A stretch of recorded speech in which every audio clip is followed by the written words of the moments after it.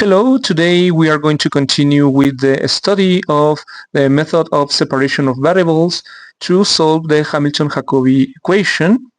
And recall that, the method of separation of variables consists in proposing a function that is going to be made of other functions that are going to be of just one variable. So for example, f of q1, g of q2, and so on. The thing is here that these functions only depend on one variable. Okay, so we have been given examples where these function s can be expressed as a function of these variables, maybe like this. But what we are going to do today is to present another function s that is not going to be made of a sum, but of a multiplication, like maybe of this form, like this. And it turns out that we have a very known example of where the solution can be applied, that is the free particle. You know that, if we have a free particle, there is no external forces acting on this. So that means that, this particle will only have kinetic energy. So that means that the Hamiltonian can be expressed as a p squared divided by 2m. And that's it. This is the whole expression that is for the Hamiltonian of a free particle. And recall that the Hamilton-Jacobi equation tells us that we need to evaluate the Hamiltonian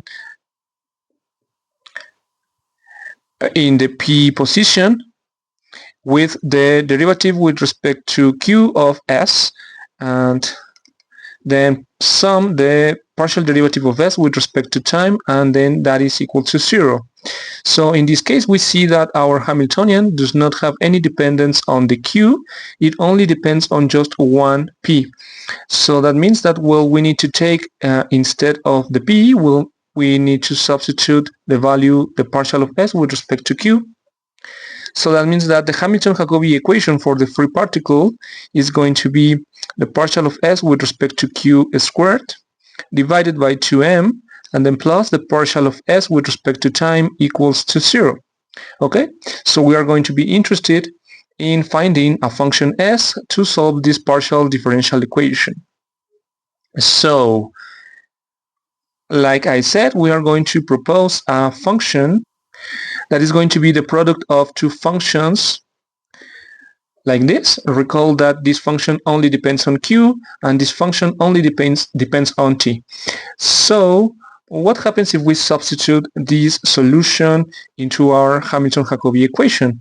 Well, we can see that the partial of s with respect to q is equal to b times the partial, it will be actually the total derivative of a with respect to q, and the partial of s with respect to time is going to be a times the derivative of v with respect to time. So we will get something like this: 1 divided by 2m times b squared, the derivative of a with respect to q squared, plus a, the derivative of v with respect to time, equals to 0. And then we can see easily that this can be seen as 1 divided by 2m, a, the derivative of a with respect to q squared, equals minus 1 divided by b squared, the derivative of v with respect to time. Okay, perfect. So the purpose of using the method of separation of variables is to have an equation where we are relating two functions of one variable. You can see that the left-hand side of the equation depends only on q, and the right-hand side depends only on the time. So again, if you have two functions of different variables that are equal, these functions need to be equal to a constant. Okay, this is the only way for this function to hold. So that means, that we can propose that 1 divided by 2ma, the derivative of a with respect to q squared, is equal to, let's say, a, which is a constant like we mentioned. So we can work with this expression to get that the derivative of a with respect to q is going to be equal to, well, 2m_a, and then we will have here plus minus the square root. And then, well, we can say that maybe dA divided by the square root of 2m_a is equal to dq, and we are going to take the plus sign as we have been doing in recent examples to get that, well, this can be also seen as dA divided by the square root of a times 1 divided by the square root of 2m_a equals to dq. So we are going to take the integral on both sides of this equation, and this will be equivalent to what happens if we integrate this.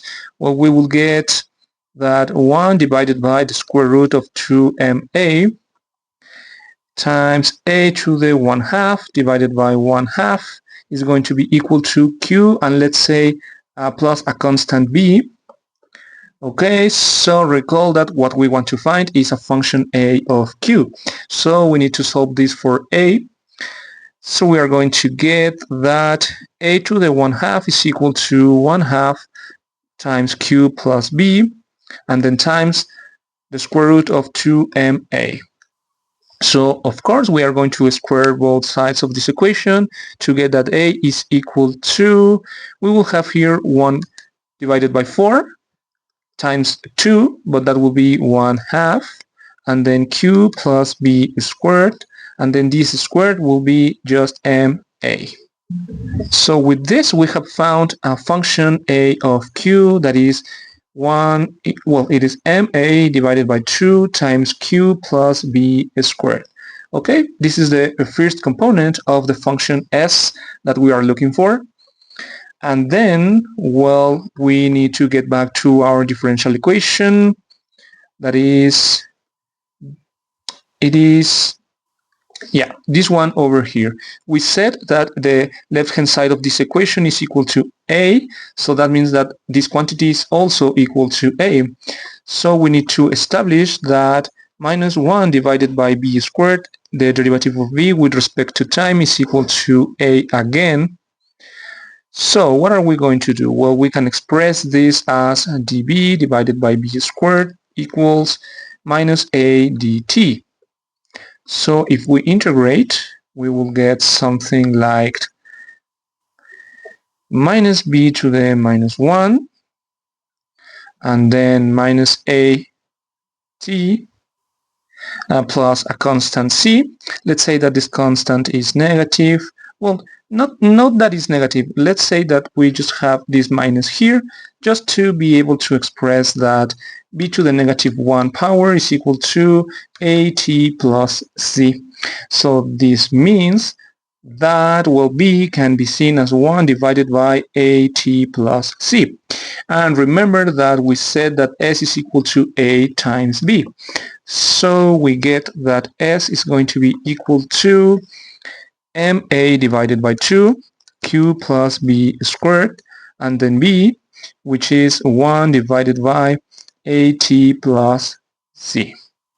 And we can maybe multiply by 1 divided by a on the numerator and the denominator to get m divided by 2 q plus b squared, and then 1 divided by t plus c divided by a, where again this is another constant.